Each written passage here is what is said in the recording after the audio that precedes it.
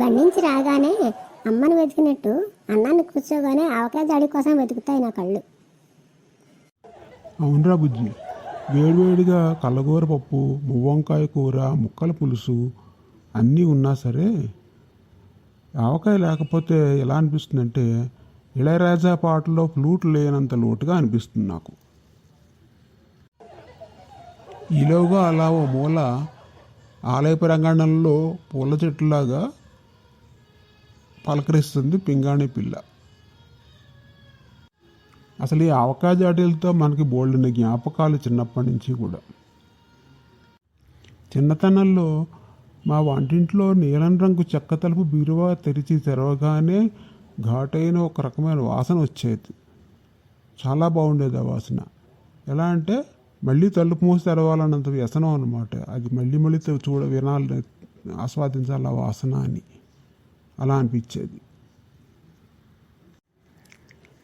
తీరా చూస్తే ఆ బీరో తలుపు చెక్క బీరో తలుపు తెరవగానే నిలువుగా పెద్ద జాడీ ఉండేది. ఆ జాడీ మా పెద్దనాన్న జాడీలాగా దాన్ని ఒక పెద్ద ఆవకాయ జాడీ అనేవాళ్ళు. అది ఎలా ఉండేదంటే కింద చక్కగా తెల్లటి పంచ, పైన పసుపు రంగు ఉత్తరీయం వేసినట్టుగాను చాలా అందంగా ఉండేది. మా అమ్మ నాన్న దాన్ని పెద్ద ఆవకాయ జాడీ అనేవారు.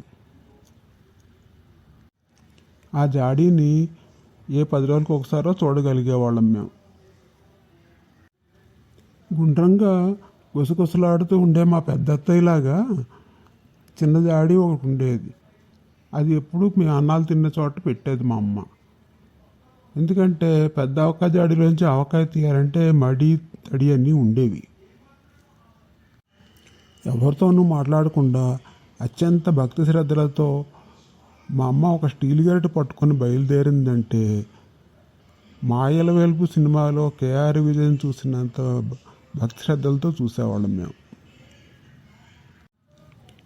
అలా తిన్నగా వంటింట్లోకి వెళ్ళి కిడ్నాప్ చేసిన హీరోయిన్ నోట్లోంచి గుడ్డలు తీసినట్టు ఆ వాసన పోలు జాడీకి ఉన్న వాసన పోలు తీసేది. తీయగానే మంచి వాసన వస్తూ ఉండేది. అందులోంచి ఒక్కొక్క గరిటెడు అలా దఫాలుగా చిన్న జాడీలోకి వేస్తూ ఉండేది. అలా కళ్ళనీళ్ళు ఒలికించే ఆవఘాటు తగులుతూ ఉండేది. ఇక వెల్లుల్లి ఆవకాయ అయితే మధ్య మధ్యలో నేనున్నా అంటూ పకరించి ఓసారి మళ్ళీ జాడీలోకి జారుకుంటూ ఉండే వెల్లుల్లిపాయలు. ఇదంతా చూస్తూ ఎదిగాం మేము. ఈ ఆవకాయల కోసం పెళ్లివారులాగా నెల ముందు నుంచి హడావుడి చేసేవారు మా నాన్నగారు. పులబారామస కాయలు అయితేనే ఆవకాయకి బాగుంటాయి, అవైతేనే ఏడాది పొడుగునా నిలవ ఉంటుంది అనేవారు. పోనీ ఆ ముక్కలు కొట్టేవాడు పక్కన ఒక గోనిపట్ట వేసుకొని కూర్చుని ఉంటే వాడి చేత కొట్టిస్తారంటే అలా చేసేవారు కాదు. అలా చేస్తే తృప్తి ఉండదుట.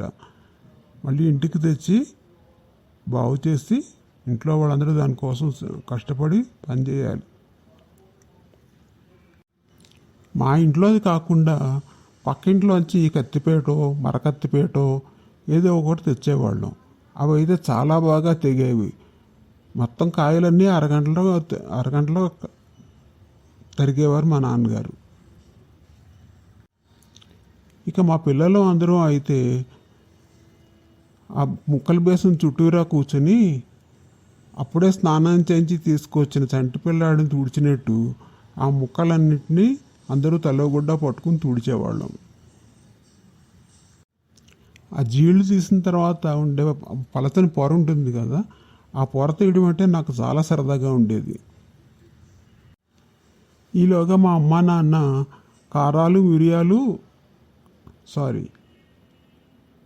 కారాలు ఆవపిండి ఉప్పు వాటండుతో సిద్ధంగా ఉండేవారు. ఏళ్ల తరబడి అందరి నోట్లోనూ నానుతున్న అంబటి సుబ్బన్న నువ్వుల నూనె ఒక సీసాలో బంగారంలా మెరుస్తూ ఉండేది. ఎప్పుడెప్పుడు శివుడి జటాచుటంలోంచి దూకుదామా అన్న గంగలాగా ఎదురు చూస్తూ ఉండేది. ఆవకాయలో వలకగానే ఆత్మానందం దానికి. ఇక సంవత్సరం పొడుగునా ముక్కల్ని పిండిని మన్నల్ని అందరినీ సంతోషంగా ఉంచడంలో కమ్మదనంతో పాటు అమ్మదనం కూడా దాని పాత్ర వహించేది. అబ్బా, ఆవకాయకి ఇంత వర్ణన అవసరమా అని అడుగుతారేమో. అవసరం కాదు, విధాయకం. మా మేనత్త తన 7 కొడుకులకి పొద్దున్నే ఇంత ఆవకాయన్నం గిన్నెడు ఆవకాయన్నం కలిపేసి తినిపించి బయటకు తోసేది. ఆవకాయ తింటే చాలా హుషారుగా ఉంటారు రోజంతా, దాని గురించి పోషక విలువలు ఉన్నాయంటూ దాని గురించి పాఠం కూడా చెప్పేది మాకు.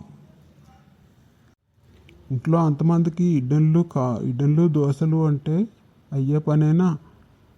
వంట పని అవ్వాలి, అంట్లు తోమాలి, బట్టలు ఉతకాలి, ఈ పనులన్నీ అయ్యేవి కాదు. ఇక పెసరావకాయ, మెంతావకాయ, పులిహోర ఆవకాయ అంటూ ఎన్ని ఉన్నా కూడా మెగాస్టార్ మాత్రం ఒరిజినల్ ఆవకాయే. చిన్నతనంలో మనం ఉండే మధ్యతరగతి ఇళ్లలో పెళ్లి మాటలైనా రహస్యాలైనా ఏమైనా సరే పిల్లల ఎదురుగానే జరిగేవి. అలాగే ఆవకాయలు పెట్టడం, ఉపవాసాలు ఇవన్నీ కూడా పిల్లలకి చిన్నప్పటి నుంచి తెలిసే కబుర్లే.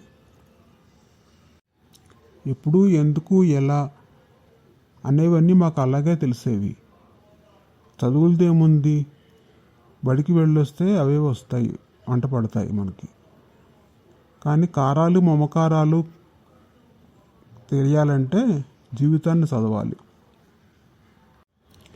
అదృష్టవశాత్తు తను కూడా అలాంటి వాళ్ళలోనే పెరిగి అలాంటి బడిలోనే చదివి వచ్చిన ఇల్లాలు. ఈ నేల కాపురంలో నేను కోసే కోతల గురించి, మామిడికాయల గురించి కూడా తను బాగానే తెలుసుకుంది. అందుకే ఈ ఆవకాయ సీజన్లో నేను ఏదైనా రాద్దాం కదా అని నోట్లో పెన్నో ఏదో ఇలా పెట్టుకొని ఆలోచిస్తూ కూర్చుని ఉండగా సరిగ్గా తను వచ్చి పిలుస్తుంది. ఆల్చిప్పల్లాంటి కళ్ళతో అని నేను ఒక 2 లైన్లు రాద్దాం అనుకునేసరికి 2 ఆల్చిప్పలు నా ముందు పడేసి, మాగాయకి మామిడికాయలు చెక్కు తీయాలి రండి అంటూ పిలుస్తుంది. నేనేమో వినయ విధేయ రాముళ్లాగా కూర్చొని చెప్పిన పనులన్నీ చేస్తూ ఉంటే